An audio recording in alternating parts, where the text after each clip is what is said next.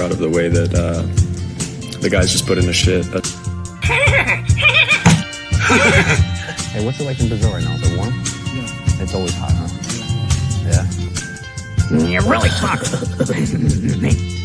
This sucks more than anything that I've ever sucked before. You getting that ass, Larry? Know what I mean? You getting that ass, Larry. That's what the fuck you do. We are enjoying a lot about this time here. Why are you holding up a card to indicate a penalty? Like, there's so many different things you can do and you decide to hold up a card? That's insane to me. Oh no, I'm stuck. Step bro, come help me. Where is the vagina? It's a trick question because you can't see it here. You need to part the labia first.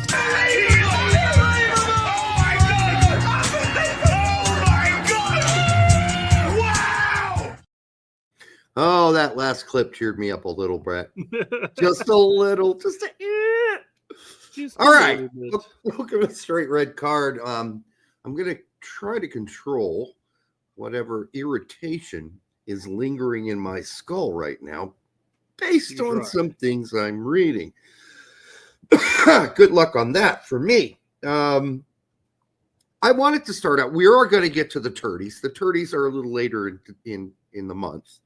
I think they're next Monday, Brett. No, when are they? I don't know. We'll figure it out. Yeah, they're right at closer to the new year. We'll do the turdies. But today we're certainly going to start taking nominations for, and what we're going to talk about, the worst takes on U.S. men's national team players and team, etc. that we have heard all year. And so, hey, Derek, what I meant on the last show, what was your prediction for the UEFA World Cup qualifiers? Okay. Maybe we'll get to that today. I will say this before we get to any other topics.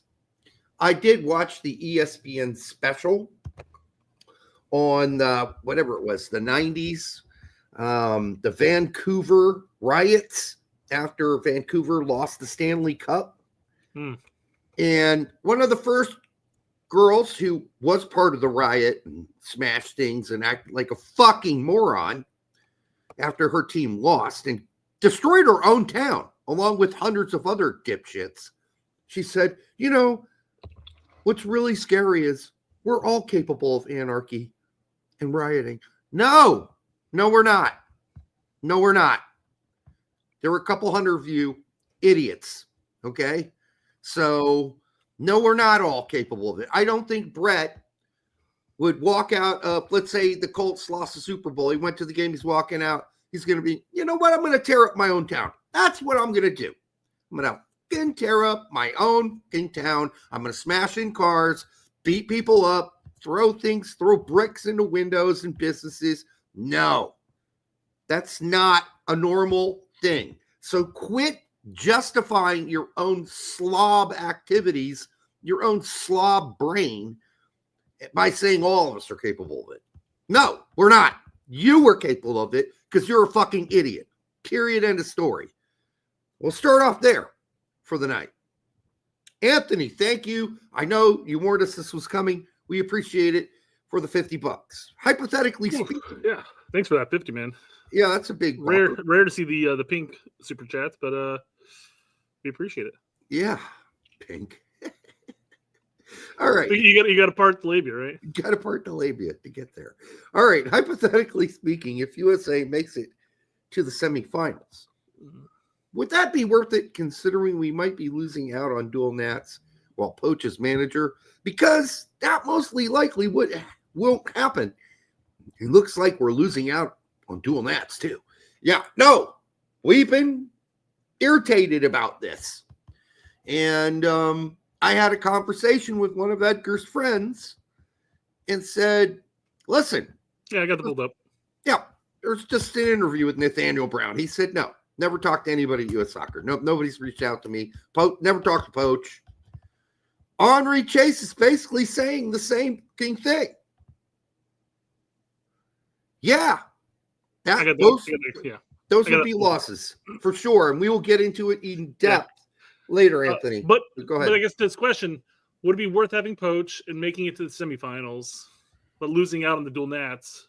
The problem is that we could there's It's one and the other aren't the same. It's like we could have gone with somebody else who would talk to the dual nats and still lose out on them. Nathaniel Brown still could choose Germany. Henri Chase could still choose Japan, regardless of who's managing us. What's the biggest irritant of this all is that if nobody has actually reached out to them in the end.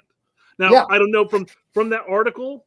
Now we have one from Henri Chase who talks about it a little bit more, but he's talking about how he doesn't want to make a decision right now. Mm-hmm. Again, we'll get into that, but if nobody has from that point of that interview with Nathaniel Brown to now still hasn't reached out to the kid and just said, "Hey, we hear you, we see you, we're watching." Interested.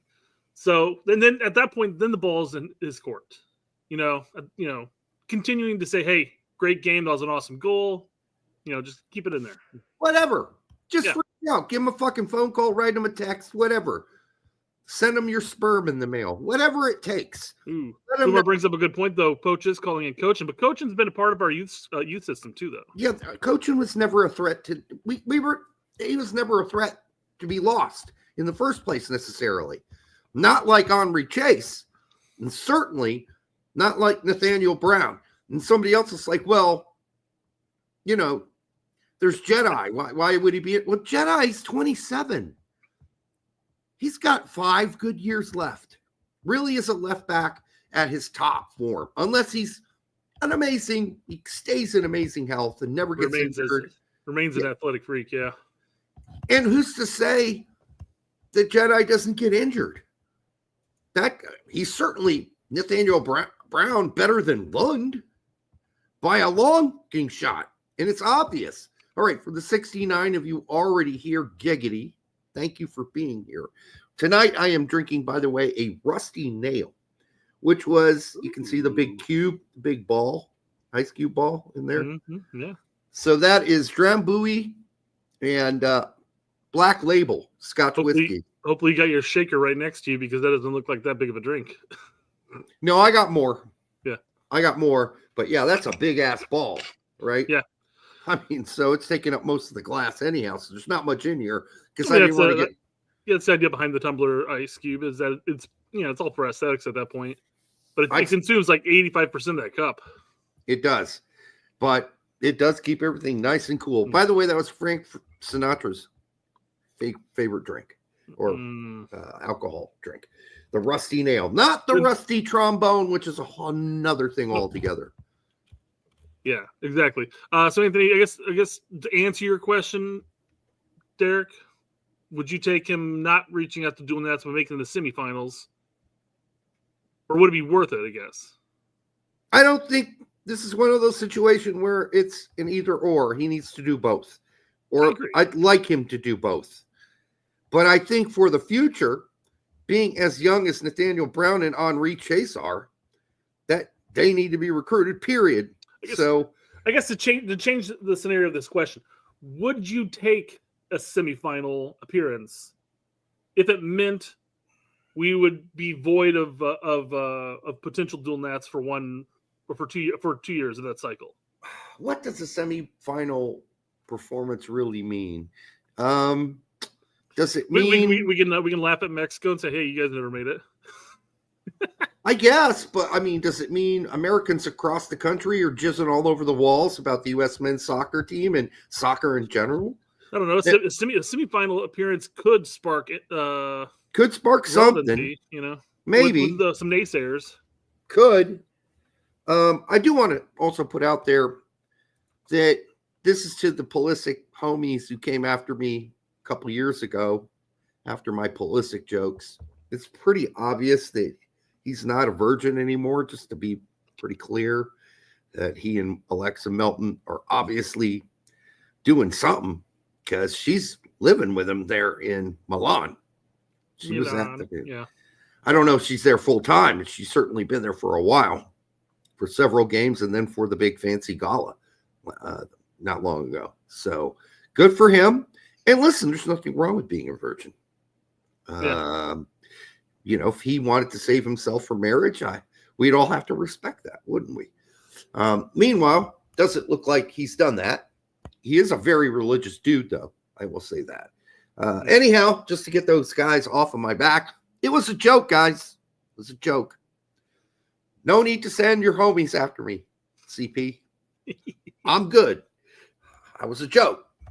And I believe you probably, Well, it's actually a fun transition to a bit of flip I got going on here. Okay. Mother and daughter goes viral after releasing an adult video together. What?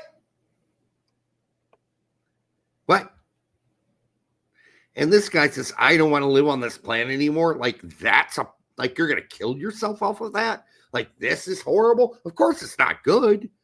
It's not good. It's gross. Yeah. Are they getting humped in the same shot?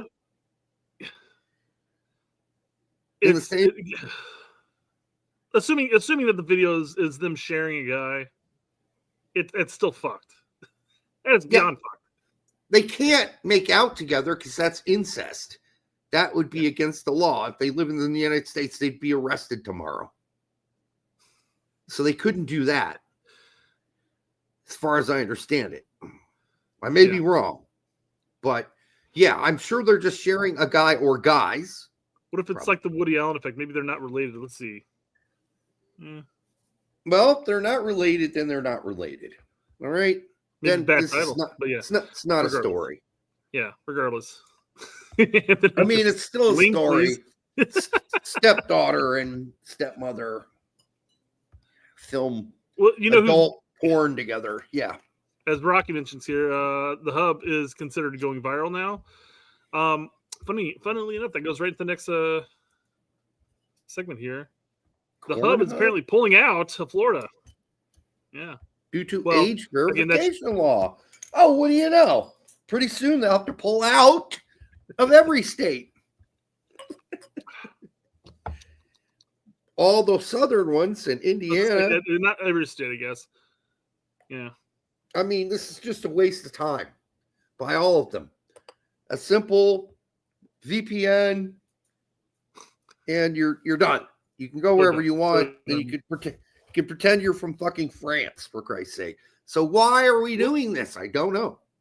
Well, and I mean, I hate to spell it out for everybody here, but obviously working in IT and wanting to block certain aspects of things. Right. There's always a way around. There's always other sites that you don't consider. I mean, they're like, why don't you guys just block this? Well, we can't block every single random site. You can't. We can't actually, but we don't, because there may be some things that teachers want to utilize. Obviously, nothing related to the hub or anything like that. But I mean, like, it's like there'd be like to use an example. We restrict a lot of stuff on our rental iPads, and there are going to be certain websites that have no indication of what they are, but they end up being a communication site, so people can go on there and talk to each other. Ask for solicitation of photos, if you will. Yep. Well, why is this even through? Because there's no way you can't block it all. So, no, you can't. Somebody's always going to find a way around it. So, but I think what the hub is doing is trying to punish these states and get the masses irritated about it. So we'll see if that works. Oh, it could just mean that there's going to be more people going out to the clubs and actually dating other people. Maybe. Being reliant on the hub. Seriously doubt it. They'll just get around it. Fumar Mota says there's twin sisters that get it in here. There are a semi kind of famous twin sisters in Eastern Europe who diddled each other. That's pretty weird. And they're literally twin sisters, and it's noticeable. I have seen that, but it was like 10 years ago, so I'm sure that shit's still out there somewhere. And they had similar sounding names and all that, like Bobbly and BB or whatever. Anyhow, Eastern European girls eating each other's, hoo-has and wobblers. Yep, we can avoid that conversation as a whole. And licking each other's hoo-holes, too. Like I said, we can avoid that conversation as a whole. Yeah, I mean, it's pretty weird. Well, that's why I use language that is undetectable by YouTube. Hoo-holes. The twin brothers are too. Yeah, it's all gross. It's massively gross. Yeah, come on. I mean, we run the stepsister gag, step sibling gag, and everything like that because that's funny. Yeah, come on, but this is there's something really wrong if you're eating your sister's woo-ha and her wobbler on a video that's going to be posted across the world. Very. Not at all. Regardless, take the video out of the equation, it's still fucked up. Oh, yeah, you can take that out of the equation. It's still really fucking weird, right? All right, for the 110 of you here, make sure you like, subscribe, and share with Grandma. Sorry if you entered. Palate cleanser, guys. Palate cleanser time. Sorry if you penetrated this conversation right now here. We were just dealing some weird comments in the section. Thank you, Fumar. Like this guy, you don't have to play this whole thing. Let me just say he solves it, okay? Oh, but wicked. This is fucking insane.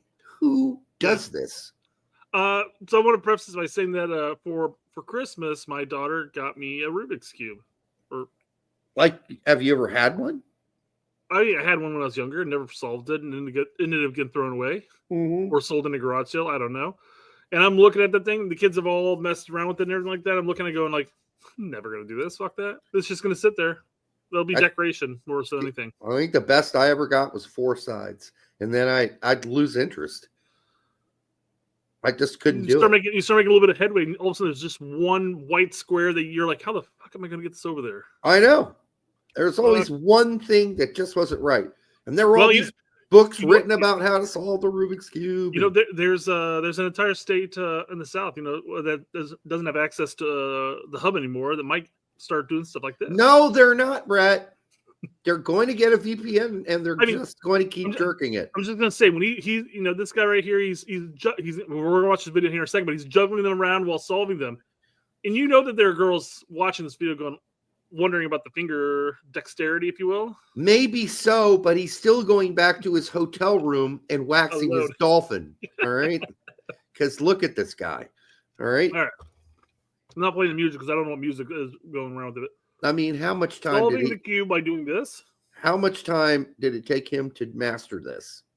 And he has 2 hobbies, this and masturbation. Really, honestly.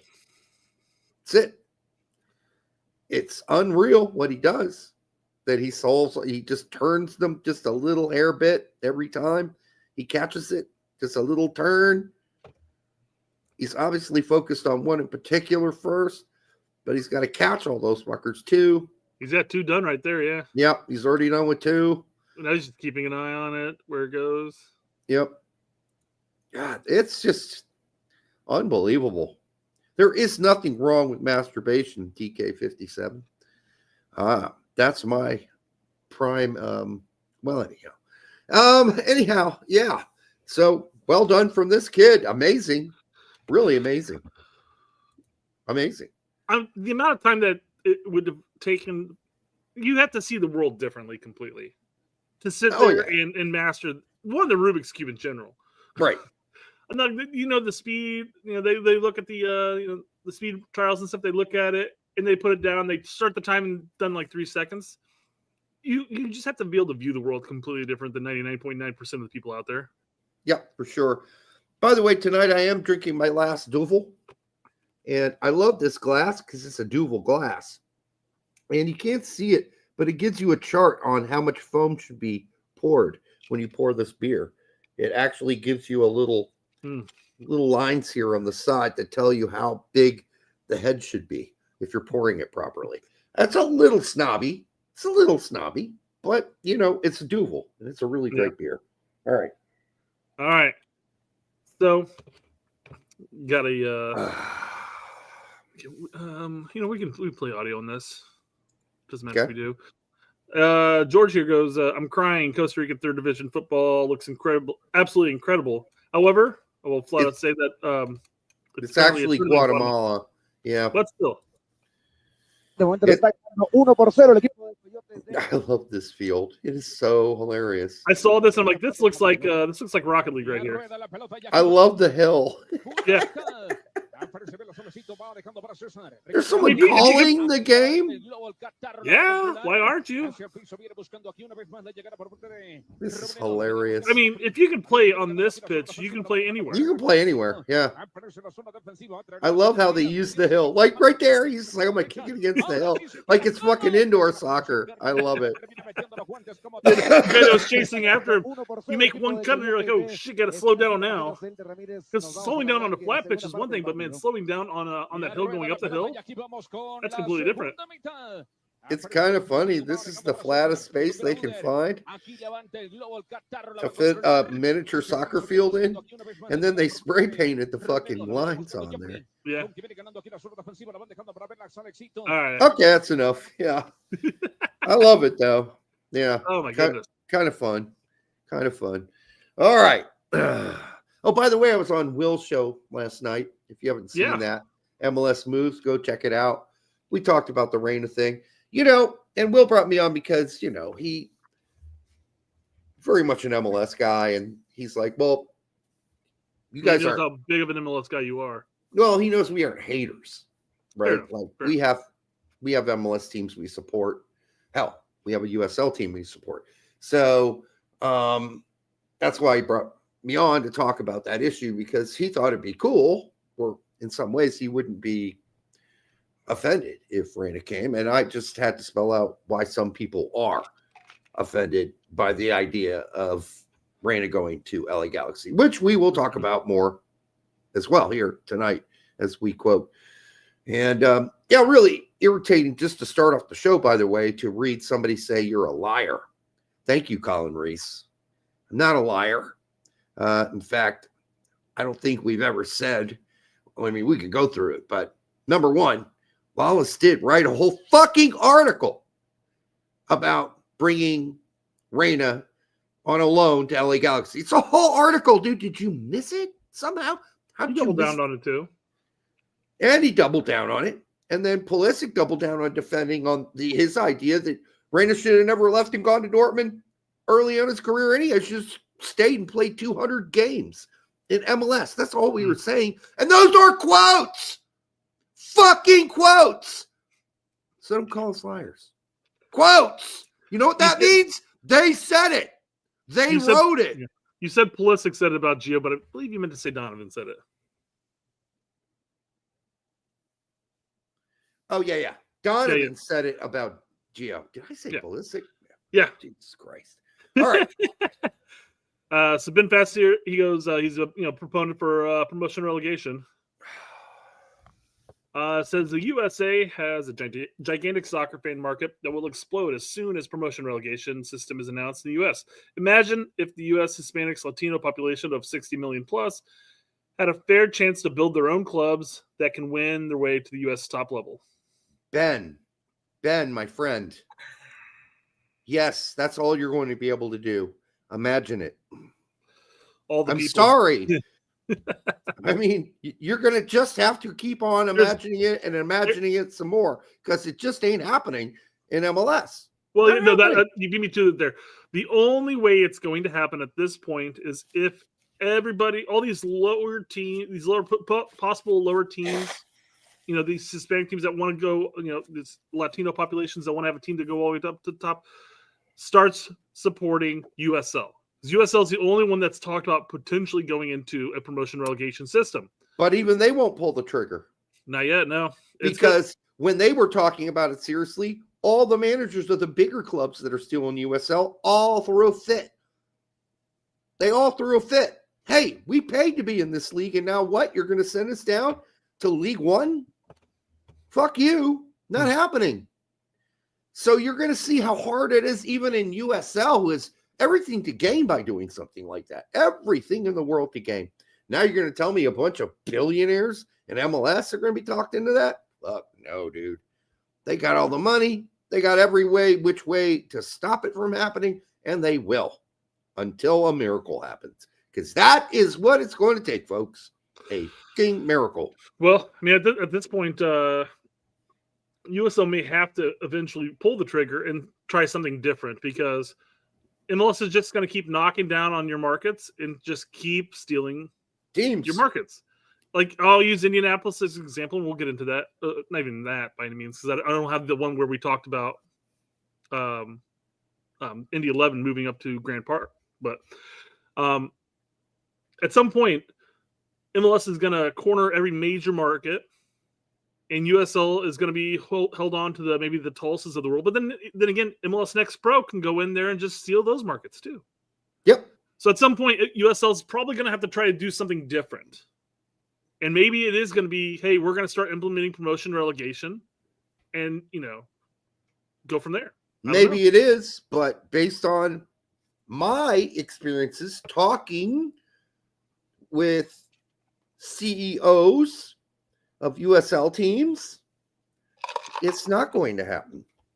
They will fight it tooth and nail. They don't want it. They're investing. USL teams are investing in stadiums. They're building stadiums. Now you're going to tell them they got to go play in USL 2 or 1? No, they don't want to even risk it. So if the risk aversion is that low or that high in USL, you can only imagine the risk aversion present in MLS. And again, the only difference, the only way this works where you have an MLS 1 or an MLS 2 is if eventually they get to like 50 teams, they're 50 teams. Now we can break it up into a couple leagues. They'll go to 60 teams and have 3 different divisions of 20 teams. Yeah, that's more likely. That's what they'll do. MLS is never going to implement even a fake version of promotion relegation. They're not going to do it. It's not going to happen. No, they're not. Exactly. Mm-hmm. John Hoban for $9.99. Thank you, John, for chiming in. Have been listening to you guys for years, normally on replay, so I can skip to the parts I actually want to listen to. Probably going to skip the first 26 minutes of the show. You're missing the best parts, John. But we do appreciate it. Super Chat is just to say thank you for what you guys do for the U.S. men's national team community. Much love. Appreciate it, John. Appreciate it, John.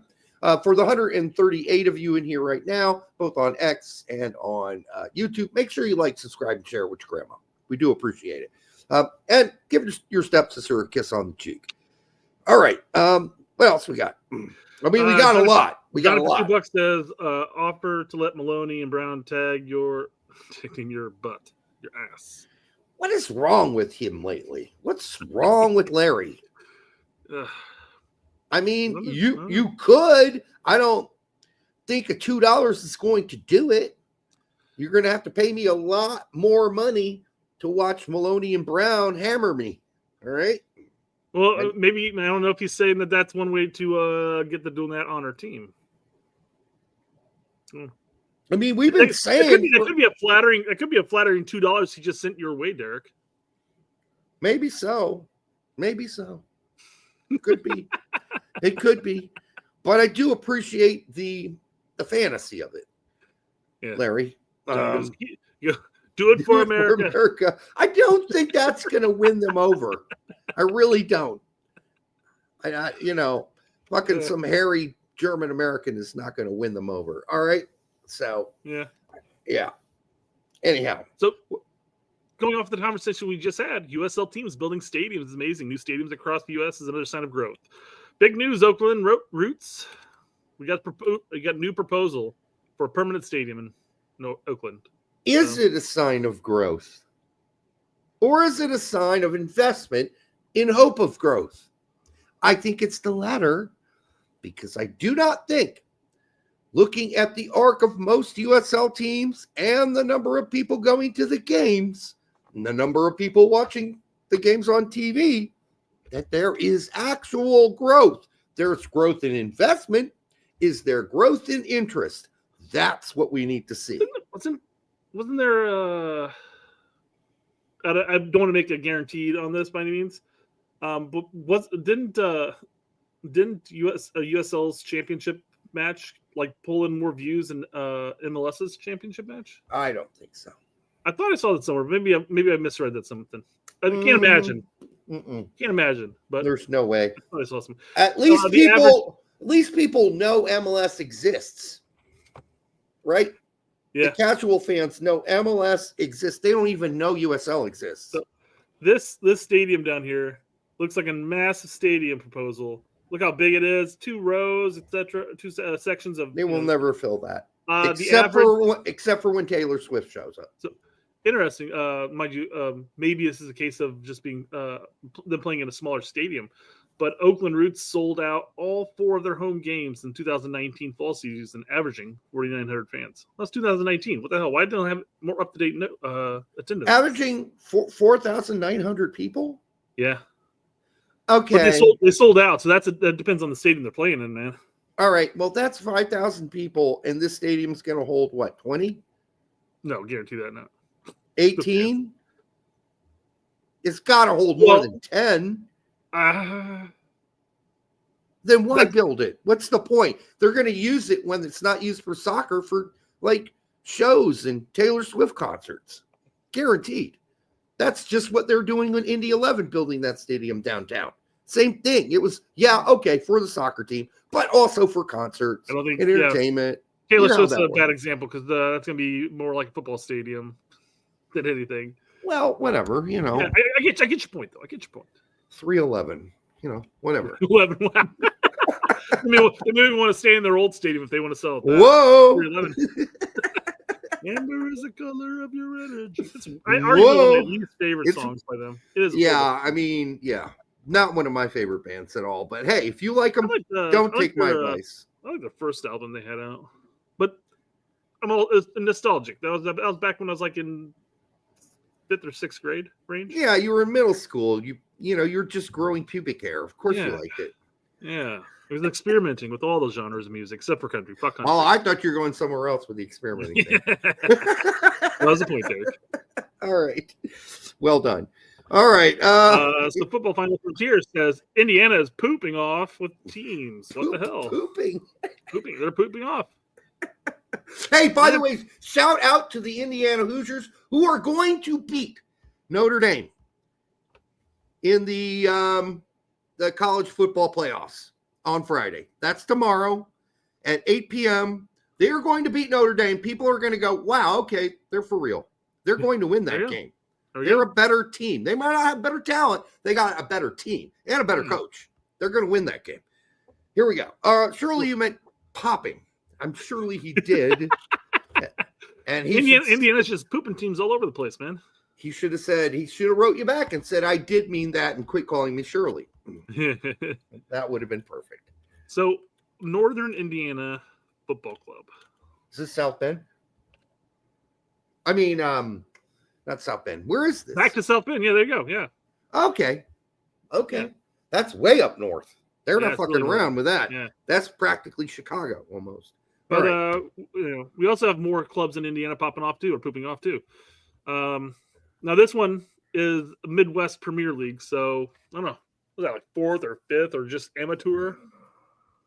Yeah, that's just not even a real league, really. I mean, it is, but you could probably play in that. I could. You could probably still play in that league. Yeah. Yeah. I couldn't, but you probably could. I mean, if you lost like 20 pounds, you could. Yeah, I think so. Yeah. I could probably go out there still, and whatever. I mean, not run around as much. You'd look like a big grizzly bear out there, though. Yeah. Just kind of plodding around. And then you run so much. What's wrong with it? You'd run every 5 minutes and then take a break. Okay. Hey, Derek. Kevin says, I am closer to Chicago than South Bend and Valparaiso. Yep, that's true. Says nobody cares about IU football, only basketball. Well, that's historically true, but this season's been completely different. All of a sudden, everybody's an IU fan. Like, oh, IU football. Like, nobody talked about IU football until this season. No, this is the first time in my whole life as an IU grad anybody's talked about IU football. And by the way, the IU basketball team they're horrible. So we'll see what happens. But they've been horrible. They've been mediocre. Let me be fair. Well, mediocre for an IU basketball team, yes. And the coach needs to go. That guy needs to go. But, all right, we won't get on that. Give me a U.S. men's national team player that wasn't a star, but you loved him. I'll go first. Oh, you go first. Wow, Beckerman, huh? Beckerman, yeah. Wasn't a star. Eddie Pope What? wasn't a star, right? He wasn't a star. Yeah. He was a star to some people, I guess, but not on a scale of any On a massive measure. scale, no, probably not. But I mean, anybody who knew Eddie Pope. Who's the guy that was on our show? The right Tony back. Santa? Tony Santa. It's another good example. Yeah. Not a star. Probably the best player, one of the best players on that 2002 team, right? Yeah. Who else have we had from that 2002 team on our while show? you're thinking about that, I went with Chris Rolfe. Definitely not a star. Right. Absolutely one of my favorites. Yeah, pretty good. Frankie Hayduck had one good run briefly in the World Cup. Everybody liked Hey Dude. John O'Brien, we've had on our show back in the day. There's a full interview if you want to check it out. If you look up Straight Red Card and John O'Brien, we interviewed him about his injuries, his time in the Netherlands, his time on the World Cup team, why he retired, what he was going to do going forward. It's a nice interview if you're interested in guys like John O'Brien. We gave you insights into John O'Brien. John O'Brien's never given to anybody. He had a real talk with us. So here's a good one. Demerit. Yep. I mean, the problem with Demerit is that he languished in the lower divisions for so long that by the time he got his chance with the 2010 team, he only had one cycle about him. Yep. So he never really had a chance to really shine as a U.S. regular star. But no, I love the Jada Merritt story. That was a great, documentary, if you will. Sharondelo's a good pick. The great shape, Mr. Breck. Yeah, nope. C-Stu says Bees. DeMarcus Beasley was not a star, but he was for us. I would say Beasley was a star for the U.S. national team, especially. Yeah, I think he's been around so long. He kind of became one of the guys we all depended on as at least a star on the U.S. men's national team. But then you could say that Eddie Pope was a star, and you could say Tony Santa was a star, and then Freddie Dew. Oh, Jesus. He was a star. Everybody loved him, I guess. I don't necessarily think Freddie would fall in that category. He wasn't a star as far as his performances were concerned for his clubs, but he was a star in his own right. Jermaine Jones, I mean, he's my favorite U.S. men's national team player of all time. So it'd be hard for me to he didn't float under the radar. I think this is a guy that floated underneath the radar kind of thing, right? Yeah, Eric Lehigh. Lehigh certainly did. Clint Mathis certainly did. Chris Armas? Nah. No. Yeah. Connor Casey got minimal caps for the U.S. men's national team, but certainly floated underneath. Mathis did float. Ricardo Clark floated underneath. I think what this guy's saying is, hey, name somebody who floated underneath the radar who was one of your favorites. So mine would be either Tony Santa or Pope. Tony Santa specifically for the 2002 World Cup, where he really was one of the shining guys that came out looking great. I think Jonathan Spector's a good pick too. Yeah. I wouldn't say Fabian Johnson only for this reason. He was already a Bundesliga hyped player. Like, he didn't fly under the radar for a lot of U.S. men's national team fans. We expected him to be one of the better players on the team. So I don't know. Again, it's these are when you say things like this, it's like, okay, what does flying under the radar really mean, right? Yeah, let's just scroll down and see what people. Let's just see what some people may have said. There's Breck Shea. Obviously, Tact had to put that one. Of course. And I said Breck was only famous because of this clip right here. Yes, that's our clip. Bessler or Beasler, however you want to word it. We say Beasler or Bessler on purpose on this show, just so you know. We're not mispronouncing it on purpose. Because in Germany, literally his name would be Bessler. Yeah. Not Beasler. You get Wando. This is Eddie Johnson. Not playing that. I mean, Bocanegra was the captain. Yeah, I mean, I wouldn't lump him in there because, I mean, he was absolutely a star for the U.S. Yeah. He didn't fly underneath the radar as a captain. Clint. That hairdo was awful. Holden, huh? Man, I wish Stu Holden was as good of an analyst as he was a player when he was healthy. Yeah, I'll just say that. That's rough on Holden in this sense because I think Holden could have been definitely well-known player on the U.S. men's national team if he would have been able to continue play. Think about his career got screwed. Think about his first season with Bolton and what he did in the Premier League with Bolton. Named Player of the Week at one time. So what could have been with Davies, huh? Yeah. What could have been? Yep. Bobby fucking Convey. Somebody says that's a good pick. Yeah.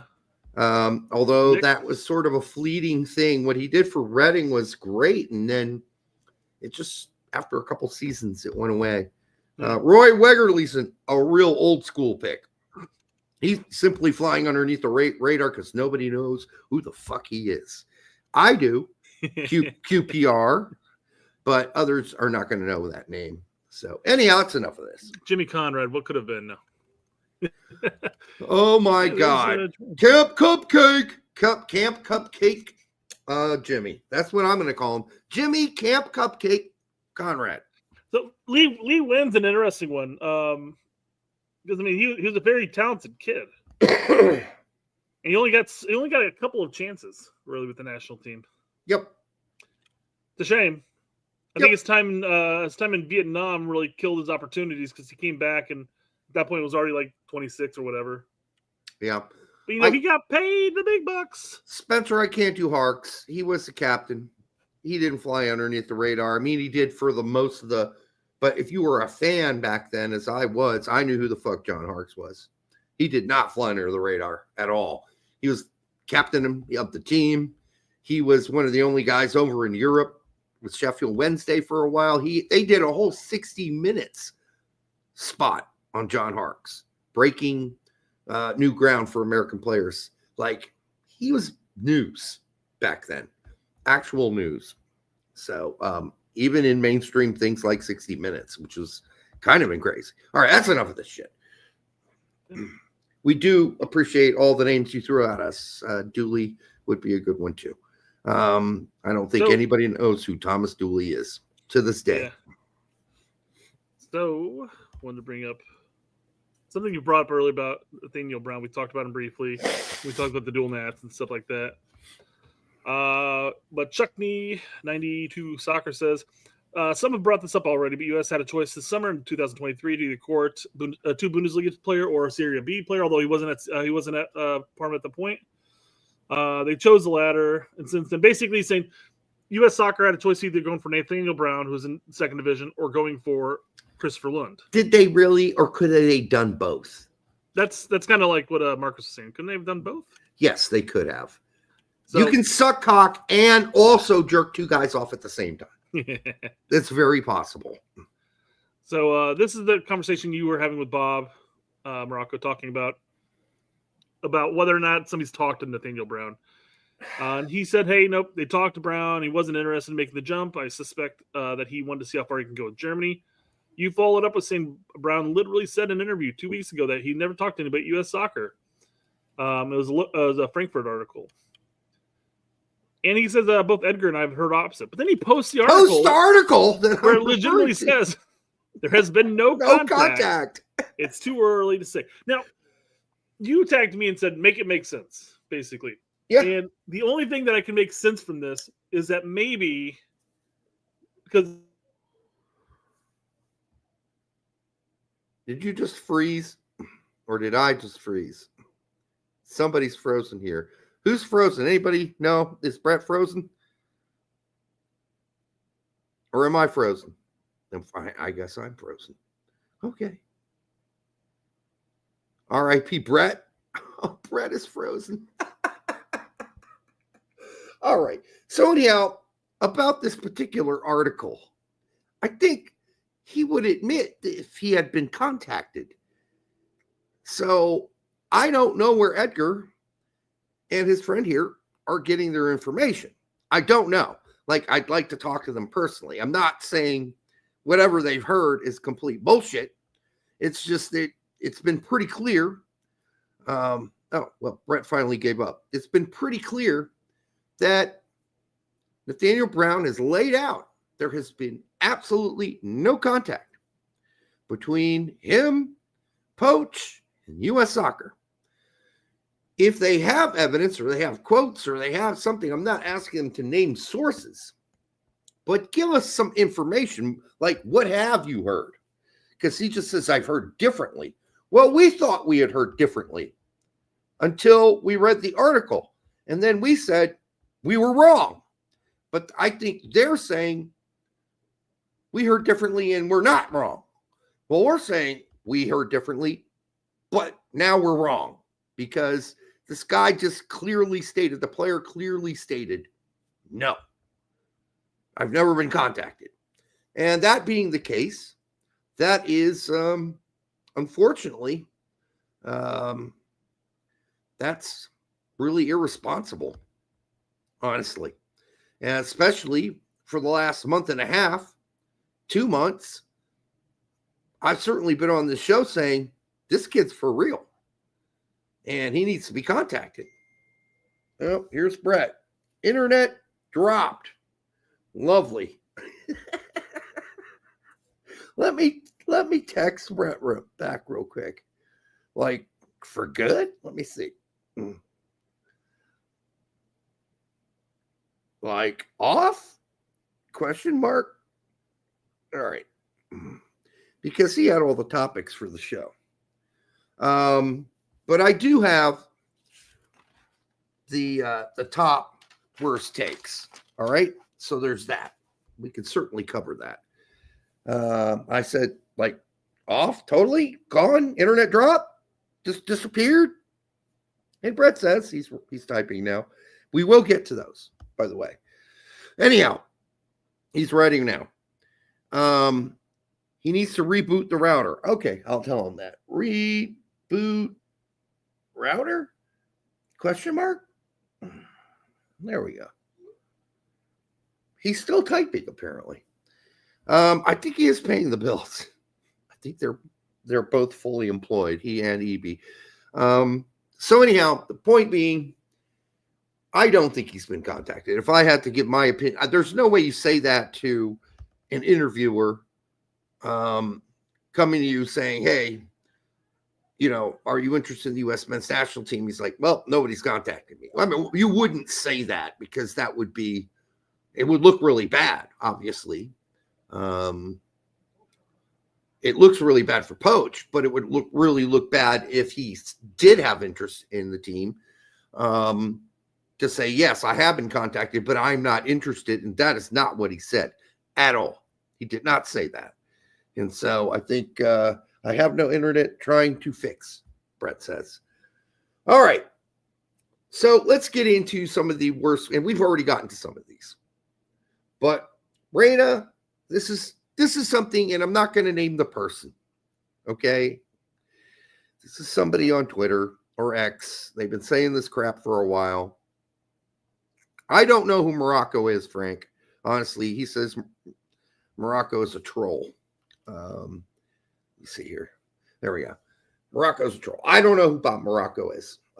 I did have a teacher in middle school named Mrs. Morocco, and her brother ran the local soccer leagues, Bob Morocco. I don't think it's the same guy in West Point, New York. Anyhow, I don't know if he's just agreeing with Edgar. And listen, Edgar's can be right. He said a lot of things in the past that have been correct. He's also said things that weren't correct in the past. So, and we've said things that one time weren't correct. One time in 3 years, we said something, we reported on something that turned it out not to be the case. We're pretty much right about everything else, honestly. Yeah, Brett is, who knows? He's trying to fix the problem. But this guy says, Reina has a bad attitude, and I'm summing up what he says, and his teammates don't like him. Well, never heard that from any of his teammates. And then this guy claimed, well, he knew some people. Well, I'm like, listen, let's talk in private. You can tell me what you know, and I can guarantee you I will not reveal any of the players' names who said it. I just want to know if it's real. Nah, he said, no, I don't want to do that. Okay, well, that's fine. If that's how you want to play the game, how you want to roll, fine. But don't come out here and say all Reyna's teammates hate him when there's no evidence of it. Absolutely zero. Obviously, Jude Bellingham thinks Reyna is his best friend. He doesn't play there anymore, but they were great friends when he was at Dortmund. Holland, same thing, at Dortmund. Great friends with Reyna. And from all I've ever read, from everyone, from Derek Ray all the way down to the most local German media right there in Dortmund, they have nothing but very nice things and good things to say about Gio Reyna. Period. So that's got to be up there, at least in the top 10 of worst takes. Now, this is where we wanted you to provide us bad takes you've heard outside of the obvious ones with Pulisic and LD and Reyna and Lawless and Reyna. Surely there are more bad takes out there. Let me just remove this. I can't seem to. All right. Where do you take these damn things off? See, it's been a while since I've had to do this, so bear with me as I try to remove things. Jack Minnie says they hate him for peeing on their legs in the shower.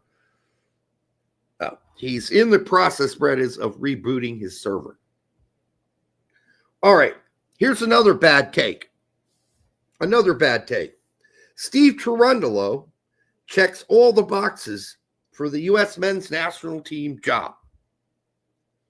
Anybody remember the putz that said that? He writes major soccer articles all the time. Anybody remember him? Who he was? I think he writes for, is it ESPN or is it Fox? I can't even remember.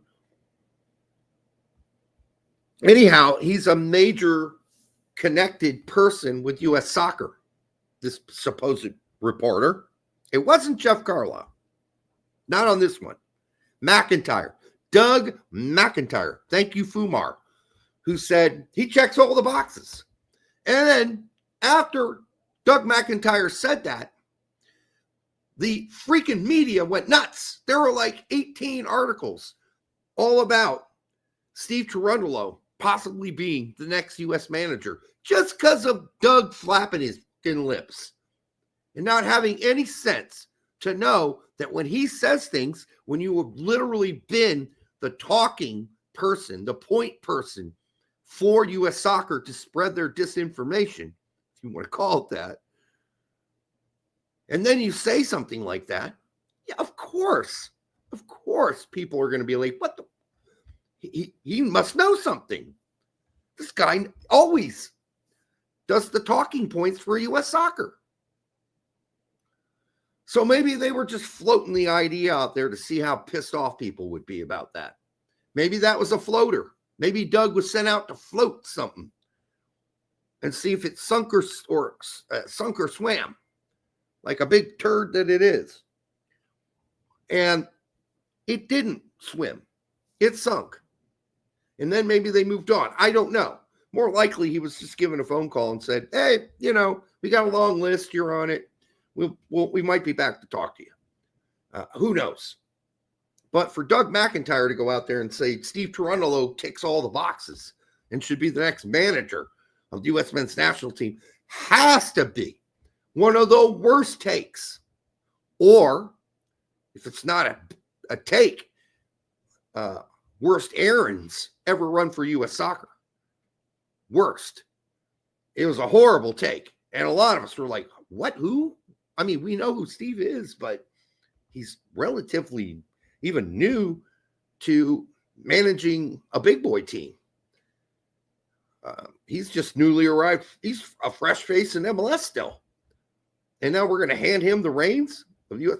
Listen, give him a few more years, maybe 5. Let him, get some more experience. Okay, fine.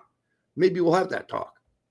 Of course, Steve's dream is to go back to Germany and coach somewhere in the Bundesliga. Maybe he'll have to start at 2 Bundesliga. Who knows? That's always what he's wanted to do. This was a way to build his resume. Maybe he'll get to do it at Hanover, his old team, where he's kind of a legend, as a longtime captain of Hanover while he was there in the Bundesliga. So we'll see what happens there. But that's got to be one of the worst takes. It's called manufacturing consent. Yes, I would agree with that, Fumar. All right. Any other examples? All right. For the 185 of you here, make sure you like, subscribe, share it with your grandma. We do appreciate it on a Thursday night with Thursday Night Football. And, there are lots of other things you could distract yourself with tonight. Yeah, Brett's still trying. I don't know if he's into percussive maintenance at this point. That's where you beat on things and hope they turn back on.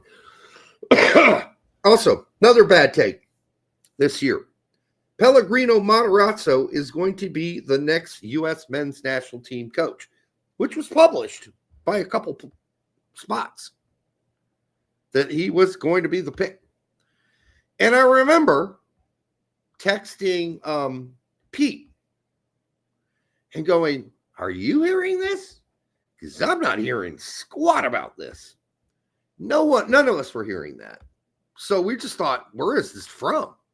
Where did this seems from out of left field. I mean, we would have been okay with him being reached out to. We were still hoping maybe a big name, but if we were going to settle, then I was fine with that. If we were going to just settle, then I was fine with settling with him. If we were going to settle, I didn't want to settle. But yeah, a bunch of papers ran with that story. It was crazy. German press picked up on it and started hammering Matarazzo. Hey, Betty, we hear the American press talk about you being the U.S. men's national team coach. Are you interested in that? Well, that didn't fucking help at his club, did it? Now he doesn't have a job. So there's that too. Had a rough beginning of the season. And now he's out of a job. He will get another job in the Bundesliga.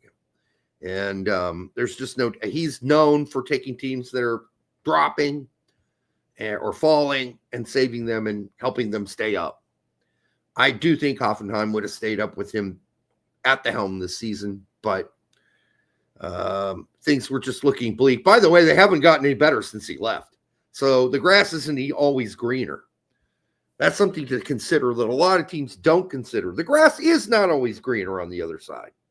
All right, I'm going to take a sip of this Duvel.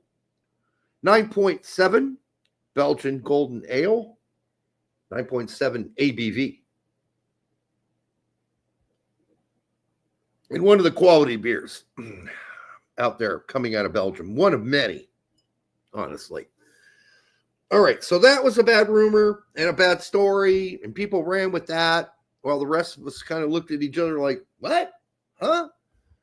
I thought we were going to try better than that. I thought we were going to shoot for the stars. Here's the next one that people are going to say, and Brett had the article, we were going to read it, but he's not here, so I can't read it. The headline being, Brandon should have taken a loan to the LA Galaxy. Alexi Lalas written article. Okay? He wrote the article. It's not a lie, and I am not a liar. Thank you, Colin Reese. Everyone read the article. Why are we pretending it wasn't written? And I had a great discussion last night with Will from MLS Moves on his show about this very topic. I think with Will thinking, well, I wouldn't have lost any sleep over Gio Reyna coming to the LA Galaxy. Well, it was never going to happen. Just because it burps out of Alexi's mouth doesn't mean it's going to happen. No, of course not. It's not going to happen. It's certainly not happening in the winter. He just started 2 games in a row. Not going to happen. Period. And I understand that, and I said this on Will's show, Lawless, as Fumar puts it, is a professional fucking troll. That's what he does. He came on our show and even told us live in front of all of you, I like that kind of stuff. I like poking the bear. Okay? Now, he doesn't usually do it in article form, so that was kind of unusual. He'd write an article where it'd be, forever, stamped in well, I guess anything he says online is also stamped forever, right? I mean, you can't really get rid of that. So anyhow, it's a ridiculous take. First of all, if you're going to get loaned out in the winter for half a season, what a horrible idea. Because the season starts later, and he'd have to wait to play, and he'd get like a half a dozen games in, and he'd be back over to Dortmund. What would that accomplish? Even if he had 8 great games and scored a bunch of goals, and then MLS moves, well, maybe it would be a year loan. No way Dortmund's doing that. They're not loaning him. They're playing him. And with his injury-riddled a team, as Dortmund are, they're not going to be selling off or loaning off Giovanni Reyna anytime soon. And Sahin has shown he is invested in Reyna, believes in him. The board have made a point. They fired Terzic for losing almost $80 million in transfer market value on young and players they had just signed. That's why he got fired. He got fired not because he didn't win the Bundesliga or they had a sketchy season, because remember, they had a deep run in the Champions League. They fired him, and they brought Sahin in before they fired him to be an assistant coach because they needed a younger manager who understood younger players and was going to be willing to play those younger players at Dortmund and hopefully restore the market value of the players who lost all those. Now, granted, Reyna was $28 million of that $8 million. $8 million, excuse me, that they lost, not dollars. So, yeah, it's a bad idea. And you shouldn't, as a pundit, as somebody that people listen to. I mean, to a point, there are a lot of people that think Alexi Lalas is a complete joke at this point, and they don't listen to him. And if they do follow him, they do it for a laugh. I do it because I like him, watching him poke the bear. I think it's fun. We had him on our show. We have other interests outside of soccer, music that we talk about. So that's fun. But sometimes those articles are really irritating because it's just poking the bear. There's no way he thinks a loan to the LA Galaxy is going to happen, because it's not. Gio Reyna is much more likely to go to Fiorentina or Mallorca or you name it. There are a bunch of teams in mid-tables across the top 5 leagues in Europe who would certainly be interested in buying Gio Reyna in the summer or next year if they don't renew his contract. But it's not going to be as easy as like, yeah, okay, replace Ricky Puig. Here you go, Gio Reyna for 6 months. That's just ridiculous. All right, horrible take by Alexi. Just when he stopped having horrible takes, honestly. So Brett has lost, if you don't know, Brett has lost his internet connection. And I don't know what's going on. He hasn't given me an update. He said he's in the process of trying to figure out what the problem is. But there are 179 of you here. And I do appreciate that for hanging on to me doing this so solo, which I haven't done since Brett went on vacation. All right. Next, bad take. This is Landon Donovan going much earlier in the year. Landon Donovan said Pulisic should go to MLS because he suggested it, because at least though there we know he's going to play. What if he goes to AC Milan and it doesn't work out? Crazy take. And then we got into the problem with people like Landon Donovan. At least you can't accuse Lalas of this. Landon Donovan views all of his commentary and analysis, and maybe it was last year, Ping, you might be right. Okay. But he did defend it this year because he was canned on it. He was questioned and cornered on it, and he did defend it again this year. His comment. This year, he defended it. So if you're still defending it this year and not saying, yeah, it's probably a bad idea. I should have known he was going to do great at AC Milan. I understand he has, He has the gall that I didn't have. He has the confidence in himself I didn't have. He has the patience with himself I didn't. He has ambition that I didn't have. But that's the problem with Landon Donovan. Landon Donovan only views our players through his experience only. He has no ability to empathize with any other experience but his own. That makes for a poor analyst who makes poor recommendations. So he's going to forever defend the fact that he played 95% of his career, 98% of it in MLS. And that's the only view he can possibly have. It's the only view he can have. He doesn't know anything else, which is weird because there are lots of analysts who are former players who can see the game outside of their own eyeballs, skull, and head. They're able to view the game and view other players' situations in an empathetic way, feeling what they're feeling, seeing what they're seeing, not saying, oh, look at that guy. That reminds me of my experience. No. Sometimes it's their experience, and it's your job objectively to try to understand what that experience is and who the fuck they are. Pulisic is no Landon Donovan. He has ambition. Gio Reyna is no Landon Donovan. He has ambition.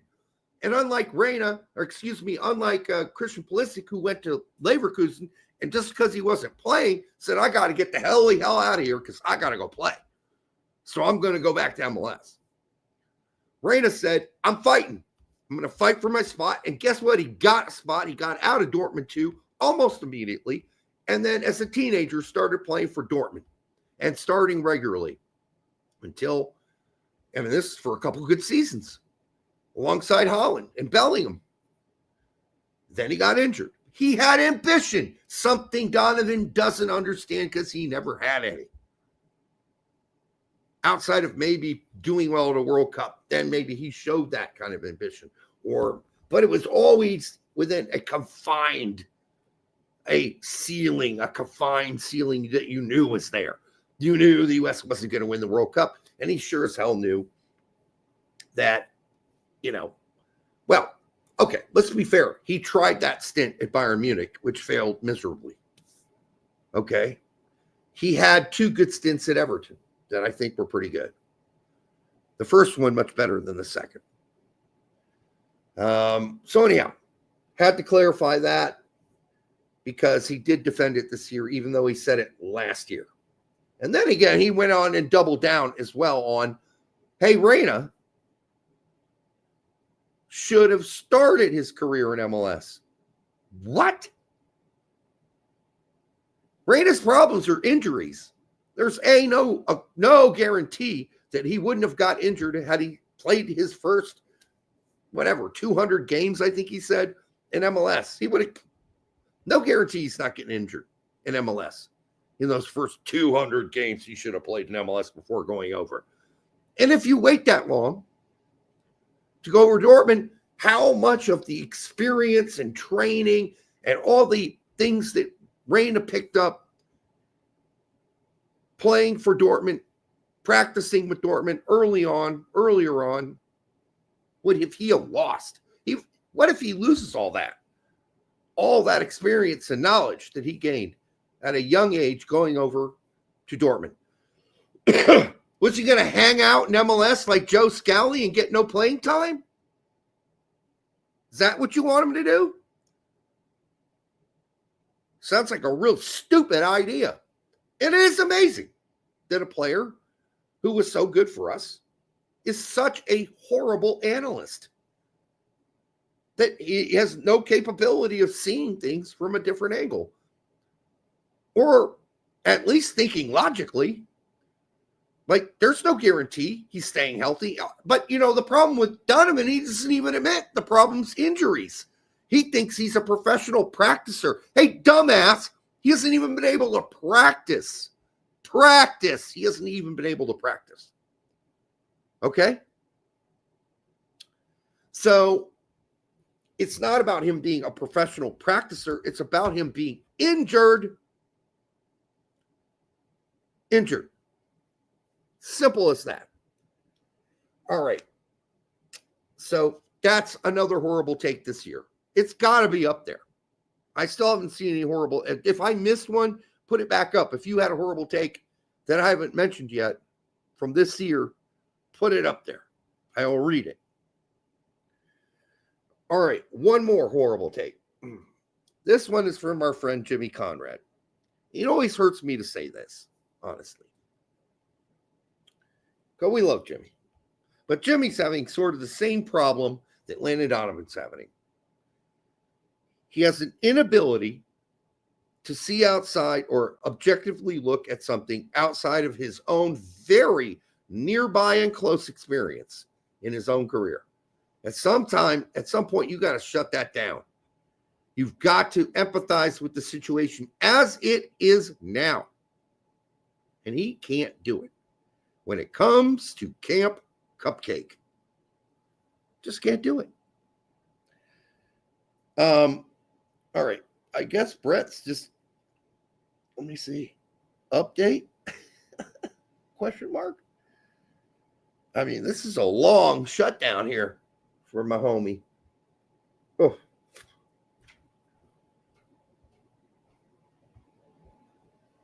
All right. So Jimmy, quote, local, no, this would have been what? Either late last week or early this week, I can't remember, was saying that, hey, Camp Cupcake is still important. And it's going to be a really important Camp Cupcake for Poach because he's going to get a chance to see all these great players that he wouldn't get a chance to see normally. What, he can't watch MLS? He can't turn on the TV? He can't get on the internet? He can do all that. All of it. He can see these players if he really wants to see them. He wants to check out players like Walker Zimmerman. He can just watch a fucking couple games. How fucking hard is that? And do we really need retreads? Guys, we already know what they can do. Walker Zimmerman. Aaron Long. We know what these guys can do. Shaq Moore. Really? We don't need to see that. So no, Jimmy. Camp Cupcake, if that's what we're going to do, bringing in the Jordan Morrises and all those guys again, no, then it's worthless. Metronet's still crapping my area, Derek. Oh, God. Yeah, Brett's in the chat. So he must be using his phone. I've carried on without you, my bro, but yeah, this discussion's going to end here sooner or later because I don't have all the slides you do. Anyhow, I'm just going through all the reasons that we discussed, or we didn't discuss it. We just mapped it out. So Camp Cupcake is not important and won't be important until it is used to view younger upcoming players like Luna and McGlynn and Cochin. If you want to bring Schulte, I'm fine with that because he hasn't got that many caps, and I don't know, what else we got out there anyhow. I think Matt Freese is getting screwed a little bit here, frankly, especially if you end up bringing the Colorado Rapids Golden Oldies. Matt Freese is certainly, I don't know why, getting freezed out. But other than that, we don't need to see Zimmerman or Morris. Let's bring some other guys in. I think we'll probably end up seeing some of the Mexican guys that are over in the Mexican Liga MX. Probably see Vasquez, I would imagine, as one of the older players. Zendejas, for sure. Probably see Mr. Chivas himself as well. And outside of that, I'd like to see some young players. I'd like to see some U23s make that squad. I don't think Joe Corona's going to make a comeback, my man. But it is crazy to think He's back playing for Tijuana. I was like, he's still playing? I mean, I thought he would be retired by now. But he's played, not regularly, but semi-regularly for Tijuana this season. He did. Zendejas, I would agree, Greg Turd Hauler. Zendejas is in good form. He had a really good finals, playoff finals. I think he's, can he translate that? So far, we've seen some guys having a hard time translating club play to U.S. men's national team play, right? Tillman, Zendejas, certainly. But maybe a Camp Cupcake would be good. At least you can bring those two guys in for experience.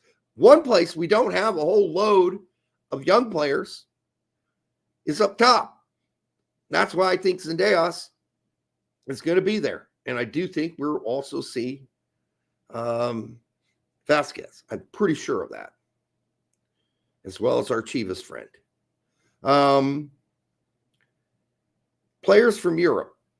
I'd like to think there would be some players, young players like Dominic Downs coming. I just don't know what that's going to be like. We have seen in the past a lot of these clubs shut down offer requests like that. And I just think that Dominic Downs is too important to Kern. And they want him to get a rest in January before the Bundesliga starts back up again. They don't want him over here playing with us. They're going to say no. I think they're going to say no. And that goes for a lot. I think maybe Barcelona would say yes about coaching. So I hope that happens. That happens. There might be some other players from Europe we could talk about that. But right now, we don't know the answer. I saw a tax lineup. It makes sense in many ways. It's a blend of old and new players. We'll see what happens there, but no guarantees. I said Dominic Downs. Yes. Okay. Now I don't know. I'm just going to say Downs. Why do I keep saying a first name at all? You know what I mean? What's that? Esmir. I saw something about Esmir here. Yes, Esmir Baraktarovic did pick Bosnia over us. It's going to happen on occasion. And it's not like we didn't try. We did. We called him up. But I think maybe he was pissed about the Olympics. I don't know. But we did try. Had he been called up to the Olympic squad, would that have helped? Maybe. I think it probably would have. But if you're going to quit just because you didn't make the Olympic team, you're going to quit us.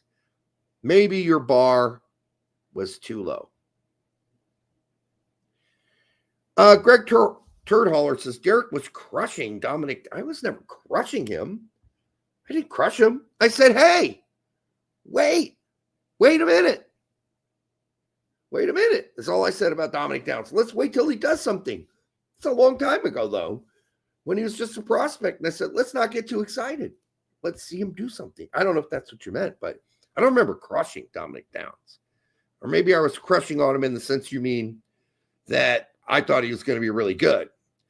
But that was pretty recently. I've been saying, he might be a good player we need to keep an eye on. So we'll see.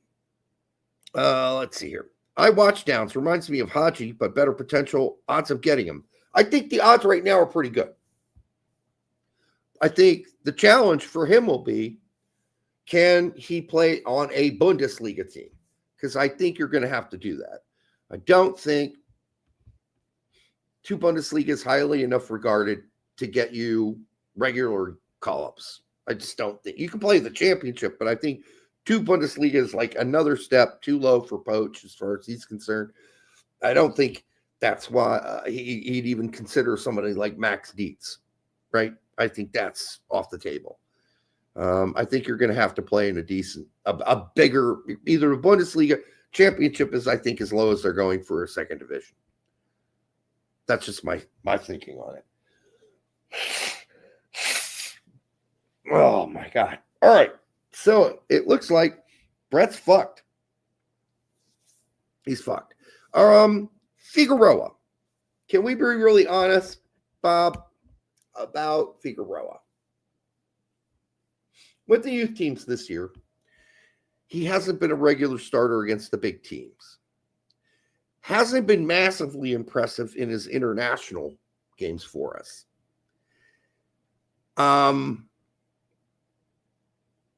I think at his age, at this point, you would hope to see more.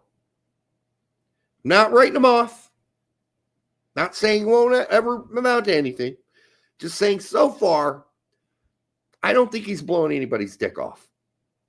I don't think anybody's balls are tingling if you've watched some of the games internationally. If you have watched some of the U21 highlights, or if you just followed the stats and read the stats, it's just not very good. In the big games, he isn't even started for that youth team. Right? He's coming off the bench, getting 10 minutes. So, here's a good point by Casanova. Second division got your boy Tessman called. I think that was after injuries and emergency, right? I don't think he would have made it otherwise.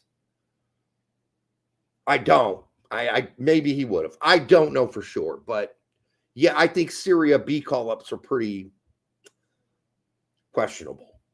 Certainly the Bundesliga, two Bundesliga, to me, with my eyeballs, seems like a better league than Serie B. It does. And it's not just because I'm German American that I'm saying that. I've watched games in both leagues. And I just think generally, I watch two Bundesliga games and think that's a pretty quality league. I watch some Serie B games and I think, wow, that's shitty. This is a shitty game I'm watching here. I think that if Tessman doesn't actually work his way into being a regular player for Lyon, as you know, he hasn't been starting as of recently, then he could be in trouble. But it's hard to say. We do have injuries time and again in the midfield that make us, have to rely on guys like Tessman, right? But Lund, I mean, at portions of this season, Lund has not been a starter for Palermo.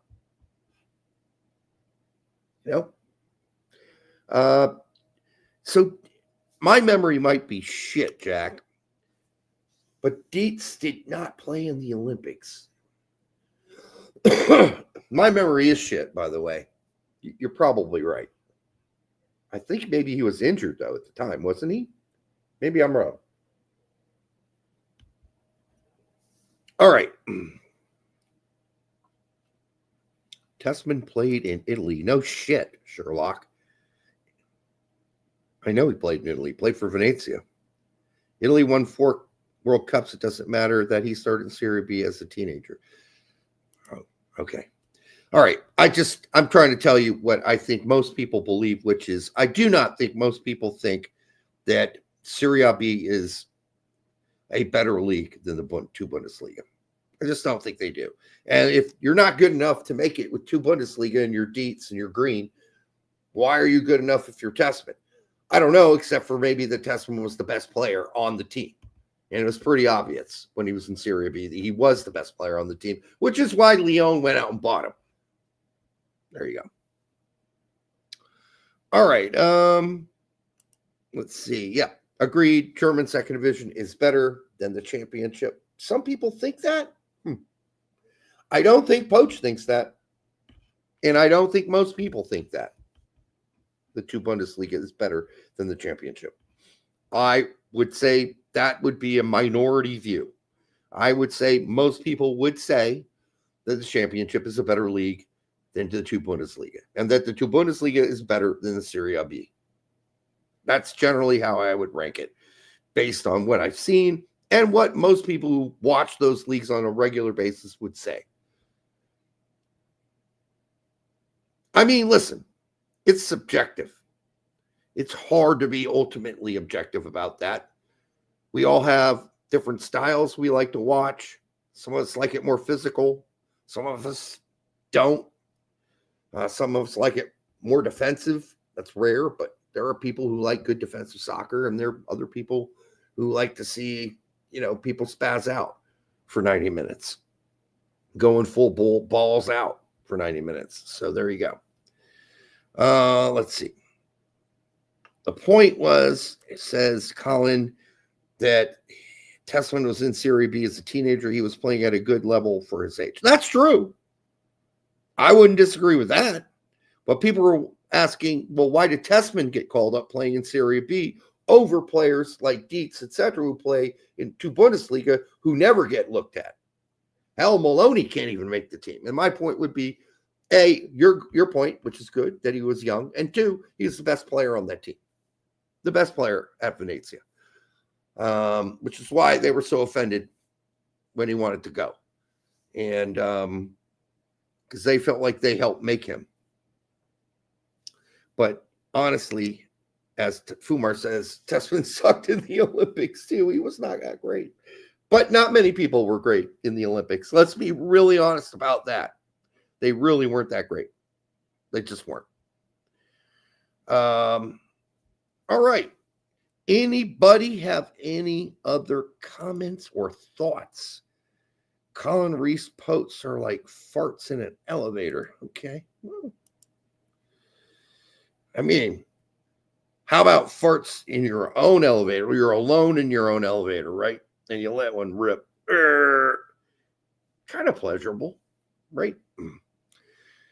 Yanks Abroad report. Good point. Thank you. I do have that. All right. McKennie went 90 in a win. With Juventus, Weah came off the bench, however, played 9 minutes, got an assist. That was a watch.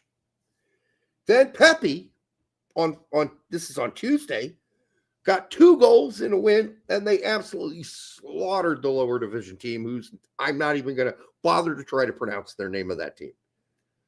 I think they're 3rd division. Holland, 3rd division. Is it 4th? It was a massacre.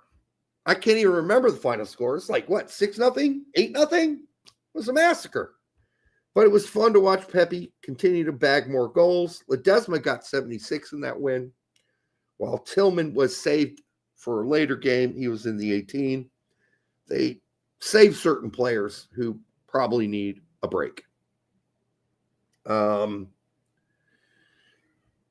then we had on Wednesday, we had Poach showing up at the Crystal Palace game. I mean, he'd been following the team. He would have known Richards wasn't going to play. Turner's certainly not going to play. He should already know that. But if he was hoping Richards was going to play, that's some false hope. Richards, since his injury, has lost his starting spot. And that happens sometimes. You get injured, you're a young up-and-coming player, you've stolen somebody else's spot. You get injured, somebody else comes in and plays well. Now you're out a spot.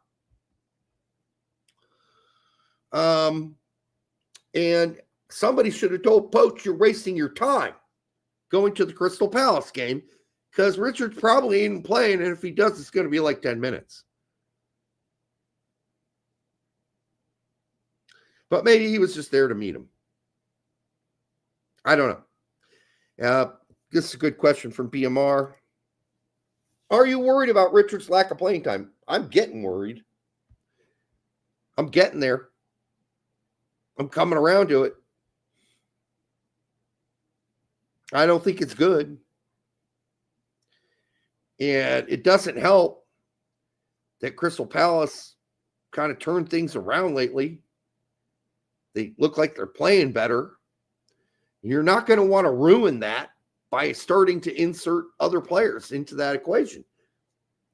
he may have to wait for an injury to get back into the role he was before, which was a regular starter for this team. Because right now he's a bench player that doesn't come off the bench. And what do you say about Matt Turner? That's a waste of all of our time. And his time. And his time. It's always crazy to watch a guy waste his own time. That's all Matt Turner's been doing for a while now. Wasting his own time. And then Jonathan Klinsmann took a break during the Cup game for Cecina, so he didn't play. He'll be back probably starting for the next regular season game for Cecina, who are in the promotion zone right now. Playoff zone. In the Beaker, Paxton Aronson was what he's been all season for Utrecht. The most important player on the pitch. And he got a goal and assist in that 90 minutes in that win for Utrecht. I mean, he's just damn good. I think he's going to be a better player than his brother. He might already be. I don't know. We won't know until we see him at a higher level. But boy, did he look good. And has he looked good even against good teams in Holland this season? Even against good teams. The player to worry about is Taylor Booth's injured again. We don't know how bad. We don't know if it's a knock. We don't know if it's reoccurring. But Taylor Booth is starting to end up in Paxton Pomacall territory at this point. Like, it's constant. It's never ending. It's not, okay, Paxton Pomacall, bad example. But it's niggling stuff. It's pulls. It's not like he's breaking his leg. There's other stuff going on there.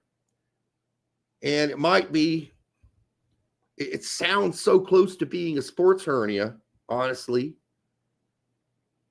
And then you would say, well, some people are saying, well, Booth should go find a new team. What? Lower than Utrecht it usually is? Because Utrecht probably end up finishing 5th this season by the end of the season. So he needs to go further down? He needs to go play for Go Ahead Eagles? How further down does he need to go? Again, is it just that he needs to get healthy so he can play and stay healthy on a regular basis so he can get some playing time? I don't think Booth's going during the winter. Nobody wants an injured player. And he's been way too fucking injured for 2 years now. Way too injured. Nobody wants to loan an injured player or a lame player that's always injured. That's what Taylor Booth has been for about a year and a half. He needs to fix that. You got to get healthy. It's very reminiscent of what happened to Reyna because Booth was on a hot run a couple of years ago, a couple seasons ago. Hot run. Not anymore because he can't get healthy. Wasn't even on the bench. Not good. And, I mean, this is kind of a comparison. Booth equals Ledesma equals Pomacall. I mean, all those players were relentlessly injured for a long time. Ledesma has, however, managed to stay healthy, except for just recently where he picked up a knock, but then he was back the next game. Yeah, I don't know what's going on, but we haven't been able to get any real reports about what is going on with Taylor Booth because he was left off for a knock or a niggle or an injury. We don't know. Nobody's telling us. And then Balogun, of course, didn't play on Wednesday because he is injured. And he'll be gone for a long time. And when it's a shoulder injury that you're going to be gone from, if that's the reason you're going to be gone for a long time, it must be one hell of a whopper of a shoulder injury. This is a good one here. Ledesma has redeemed his career. I think redeemed might be a little strong. He has certainly made a comeback. And I don't think it's fully redeemed. His potential hasn't been fully redeemed. But I sure think it's a lot better than it was a year ago. And it's looking promising again, I would say. It's looking hopeful. Hopeful, not promising. I think it looks hopeful. Hopeful for him. I'll go with hopeful. And then on Thursday, Maloney did not dress again. No reports of injury that I can find from Maloney. But again, he did not play. Now, I get it. It's like some conference league, third division bullshit tournament. Nobody gives two fucks about unless you are from Heidenheim and you follow the team. Nobody cares about that tournament. Unless you're following one of the teams in the tournament and you're a fan of one of the teams in that fucking third division bullshit tournament. Then you care about that tournament. Otherwise, it's the third division. It should never go any lower than two divisions. It's ridiculous. This is called the Conference League. I think it was the Conference League today. Anyhow, regardless, Heidenheim played whomever. I don't know if they won. I don't know if they lose. As soon as I saw that he wasn't on the squad, I didn't bother watching. Because the only reason I watch Heidenheim is because Maloney's on the team. And it could be, as you all have been used to hearing this before in the past, when a player has stated he is leaving in the winter, which Maloney has said, I am leaving in the winter. I am not re-signing with you guys. So they're like, well, fuck it. We're not going to play you because we don't want to get you injured and we want the most money we can get for you as we possibly can. Well, now you can't get any money. So the real reason is not about the money. It's really about we don't want a guy who's already said he's going to leave the team to be on our squad because he's not committed to us and he's not committed to his brothers. So that's the real reason they might be leaving him off here is that, well, fuck you then. Just get up and get out of here. You said you're leaving. Go find a new home. We'll try to stave off relegation without you. They won't. I don't think that's going to happen this time around. I think they're going to get relegated. Unfortunately. And then Johnny Cardosa had a goal today for Batiste.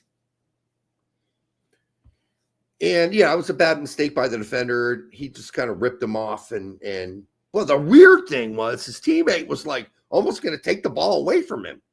That was weird. To score. Luckily for Johnny, he's like, get off. Winged his own fucking teammate and scored. So good to see Cardoso back and getting healthy. Do appreciate his quick comeback from that injury. And I hope he gets healthy. And I hope we figure out a way to use him. Right? All right. For the 194 of you here, make sure you like, subscribe, share it with your grandma. Brett, if you didn't know, lost his internet connection. And who knows? Looks like he's still got no connection. Maybe he can give us an update if he's watching on his phone. All right. What's this? Yes. McKenny, by the way, and you're right, Colin, he did play left back. And they were shifting a bunch of folks around because of injuries and players not available for Juventus. So that was a little interesting to watch. I prefer to see McKenny getting further up the pitch in the middle of the park, but that just shows you how diverse McKenny is. He's been good that way. And they do value that, I hope, at Juventus. You hope we're not going to have the situation next offseason where he loses his parking spot and his locker. Let's hope that kind of bullshit stops. Someone also mentioned Brandon Austin made the bench for Tottenham today. Yes, he did. That's fine. That's good for him. I don't know what his future really is. And I don't really know, whether anybody should commit any emotion to it. Obviously, goalkeeper is a pox on our national team right now. It's a complete pox.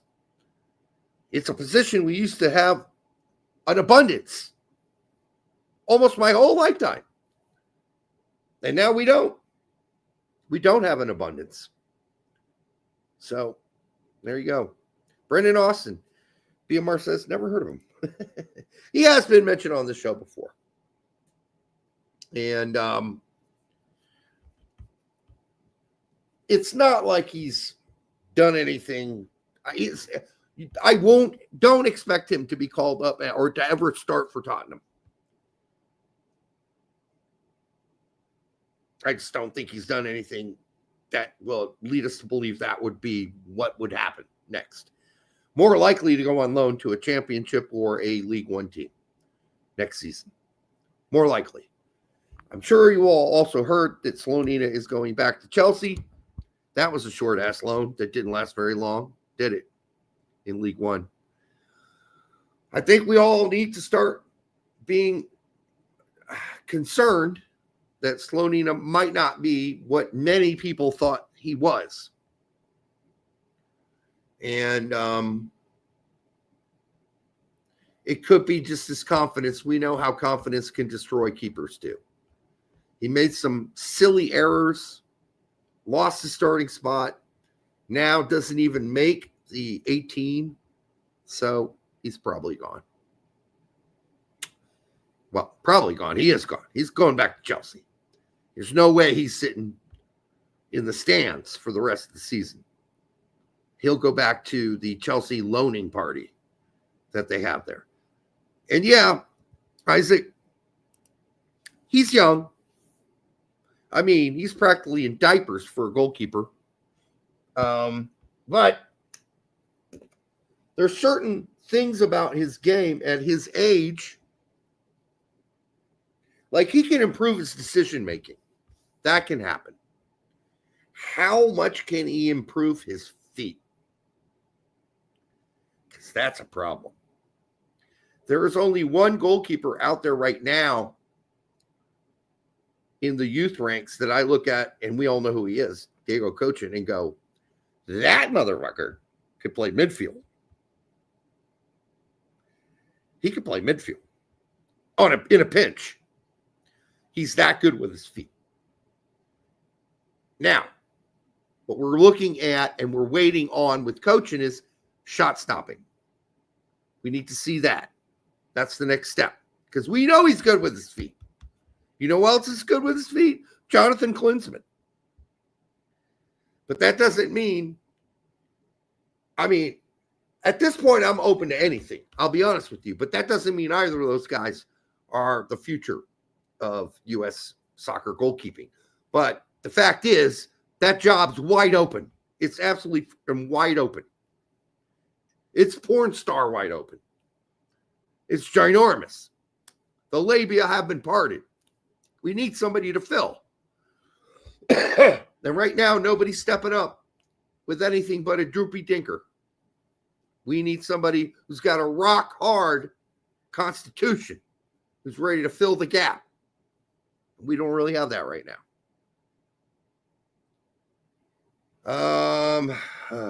I think you would find, Colin, a lot of people would disagree with that comment after this season. Now, as far as his feet go, they're not horrible.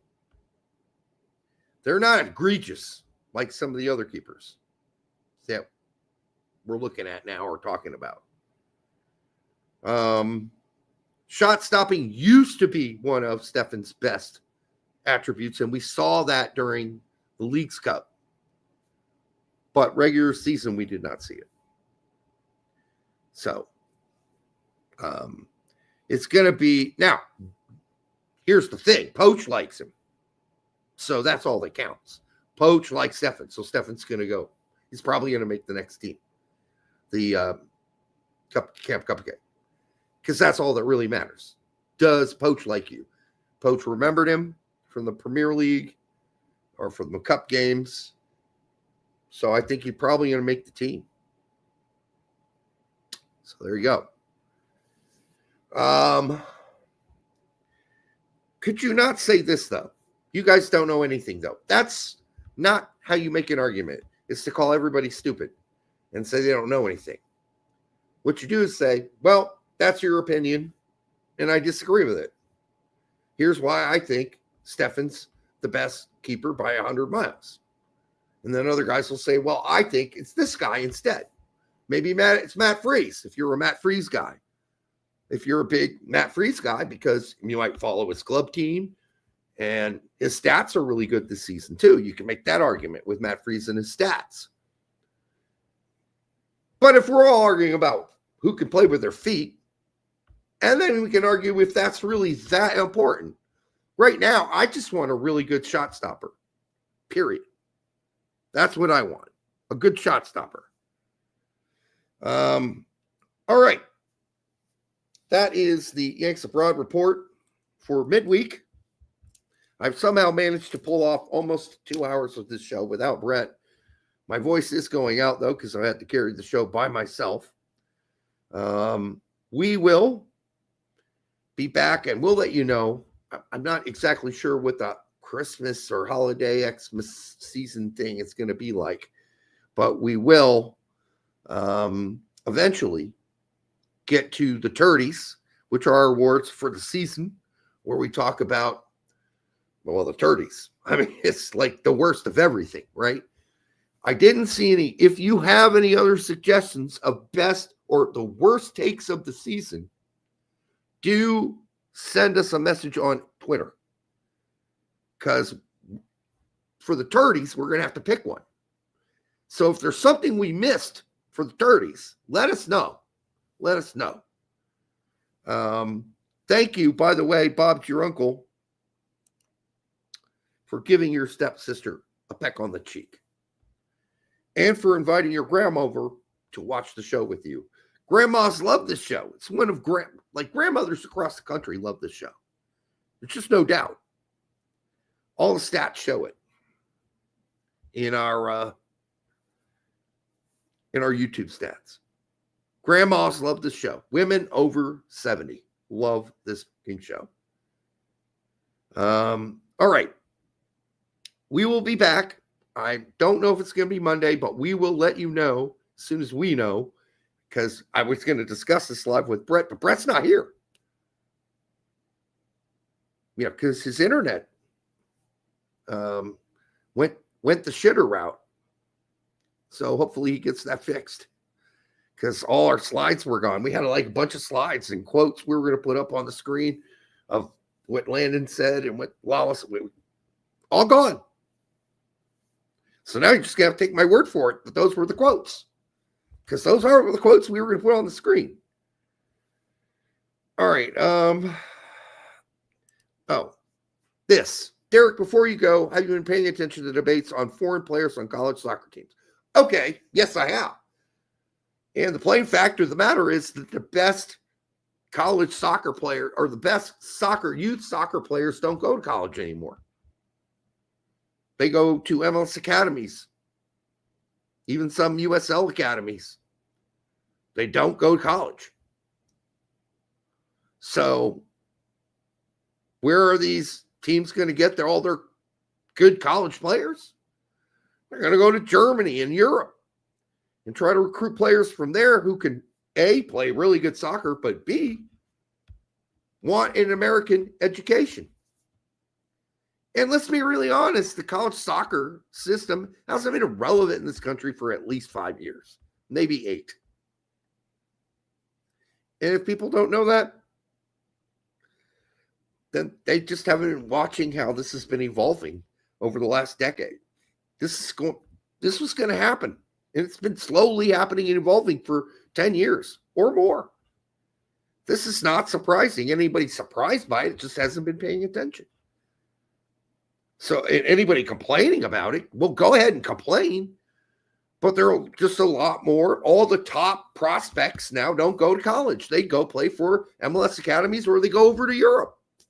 They're not playing fucking college soccer anymore. That's just a fact. And it's okay. I'd rather have Matthias Albert at Dortmund playing for the U19 or U21 teams than fucking playing at Indiana University. What good's that going to do, Matias Albert? Nothing. No good.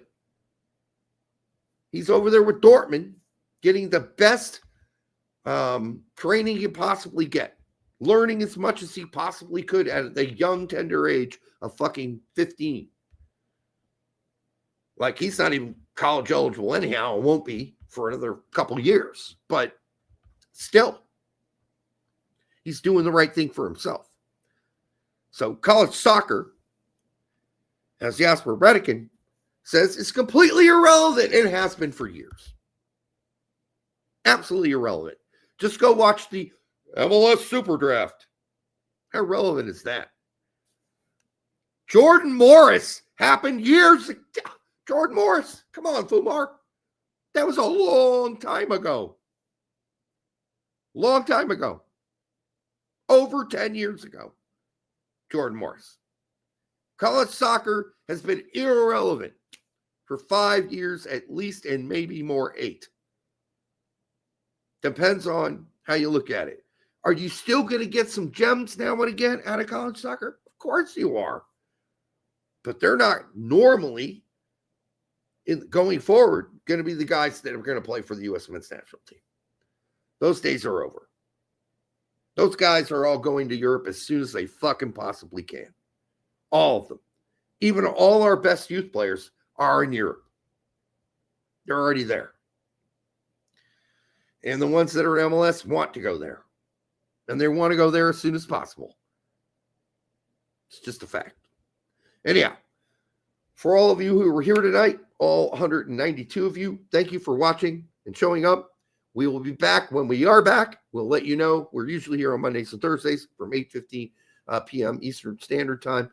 We hope you have a great week and a great holiday season. Enjoy the eggnog. Don't, French kiss your stepsister in front of the whole family. Kind of gross. Do that in private. Until the next time on the Straight Red Card, we'll see you soon.